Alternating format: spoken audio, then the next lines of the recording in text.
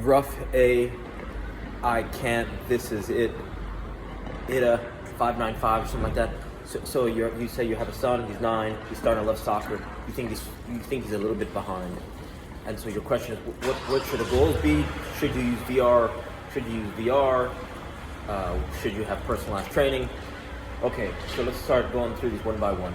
Firstly, I don't know much about VR, and I didn't use it growing up, but I do know that, right, in a social context, if his friends are playing like video games and stuff like that, he's got some friends playing that, and as much as I don't encourage, staying inside and video game use, I played a lot growing up, and I think it actually helped me. They say surgeons who play video games have better eye-hand coordination, and so maybe that's related, but I think I wouldn't focus on VR right now.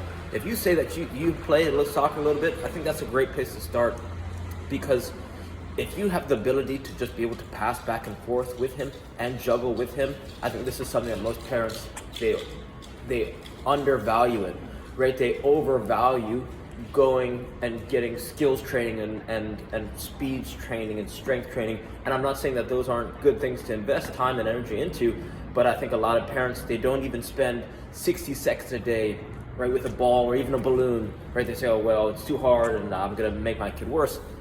It's not about that. It's just about having fun, growing the game with each other. And then so it's like, okay, so now on weekends or holidays or birthdays, or it's like anytime you go to the beach or the park or before practices, before games, you're gonna have a lot of opportunity to just juggle back and forth. And juggling, dribbling is super important, but juggling is the one thing that improves juggling, that improves passing, shooting, and dribbling. The timing aspect can help improve dribbling.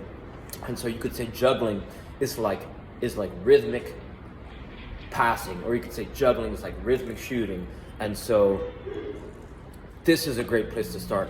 Juggling back and forth with each other in arm's length, having the ball in your hands and going thigh catch, right? Thigh catch, and then sometimes you drop the ball, then thigh to him and your son, and you're both saying thigh catch at the same time, right? So it's thigh catch, thigh catch, thigh catch. Then you go toss it up, head catch, and he tosses up, he goes head, and then you say catch, and you're saying this at the same time, and this is back and forth that's in an effortless way because it's super close.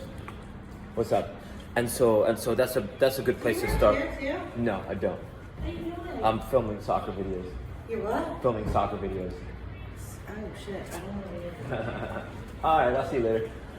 Okay, and so that's a great place to start. Just so the question is, can I bring a ball with me all the time? Because then this is going to show your son that this behavior is something worth, right? If he looks up to you and, in theory, right, like kids often imitate the actions and the things that their parents say. And so just if he sees this, if he sees you do this, then the theory is, right, it's monkey see, monkey do technique. Okay. So the question is, can I bring a ball with me everywhere I go in hopes that he will emulate this behavior and then start to just play, juggle, and dribble perpetually? Second thing I would invest in, and this is like, I've played soccer, I've continued to play soccer throughout my youth. I played a little bit of college soccer, and so what you want to, where the second place that I would start as the father of a son who started to love the game is invest in. You got to take two shoelaces together, tie two shoelaces together, and this is going to make what's called an RMT rope. It's like you could say it's a cousin of a jump rope. It's invented by David Weck, and RMT stands for rotational movement training. And so David Weck he's a movement and strength pioneer, right? He invents strength tools. And so you'll notice that as you start to swing the rope to the left and to the right, it makes your spine bend and twist, right? You're going to rotate, rotate from the left to the right. And so David Weck, he took this from Sugar Ray Leonard. And why this is important for soccer players is because as a college soccer player, even by my senior year, I didn't understand how important my hands were. Okay, it's important, but you don't really think about it. And so when you start to think about how your hands really change, or why they're so important for creating power and balance and shielding the ball, and so it's an effortless way. When you invest in an RMT rope, it changes, it helps you understand where your body is in time and space on the soccer field. And so as he gets better using his body and improving his coordination, his ball striking is going to improve, his running technique is going to improve, right? He's going to be moving more fluidly on the field. Like, you could tell players who are coordinated versus players who are not nimble, right, or who are not agile. And so this is, I call this an arm key rope. I say it's like having a soccer gym in your pocket that you can bring with you everywhere in the world. Right? As players start to age and they start to, I noticed I started focusing more on looking good instead of playing good. And so this is something that's going to keep him grounded and going to keep him, right? It's like, it's just a jump rope. It's a jump rope variation. So this is something that's super cheap, lightweight, portable, that if you start to get into as a parent, I think you're going to help him lay down a foundation for physical health, right? It's a great rehab tool that prevents injuries. It's probably one of the most powerful youth soccer strength training tools that's ever invented, because it respects the wisdom of the body in an effortless way. Okay. Third tool. There's a tool that's called an SKLZ Solo Kick Trainer. An SKLZ Solo Kick Trainer. And there's other ones, right? There's something called a Sense Ball, which is a little bit bigger, same idea. It's just a ball and a rope. You could make one yourself with a tennis ball and a piece of rope or a piece of string if you want to. That costs you $15. And so why this is important is because it helps players develop their striking technique in an effortless way. And so one of your questions in the bullet points was, do I need to encourage him to take a step back to move forward? I would say yes and no. You could focus on the fundamentals in a fun way that doesn't feel like a step back. And so you're just reallocating the time spent, right? You say you have a rebounder. This is more effective than a rebounder because it's more portable. And if it's more portable, that means it's more accessible. And if it's more accessible, that means it's more effortless, where you could do it everywhere. So training is perpetual. You could bring it to the beach, you could bring it to the park, you could bring it to school, or it fits in your backpack. You could take it on international flight. And so for all these reasons,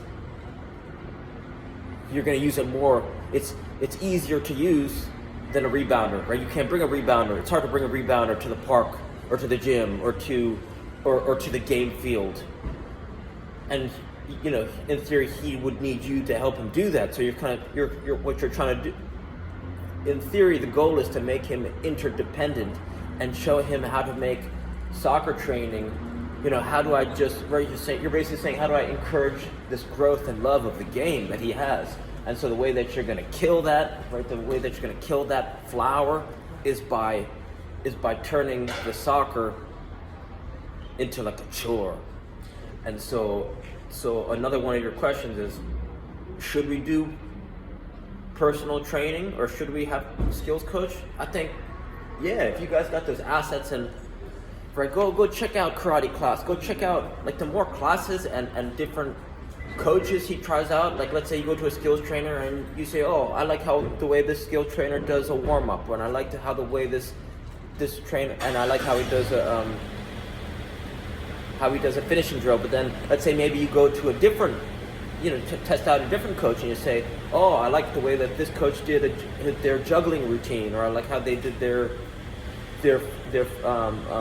cool down or warm up, right? So each time you go to a different coach, you're gonna glean at how they format their own training sessions, and this is gonna elevate his ability to start to come up with his own training routine, his own individual routine, because now he can start to pick and pull from different coaches, right? The mindset from different coaches. And so in your town or in your city or in your region, there's probably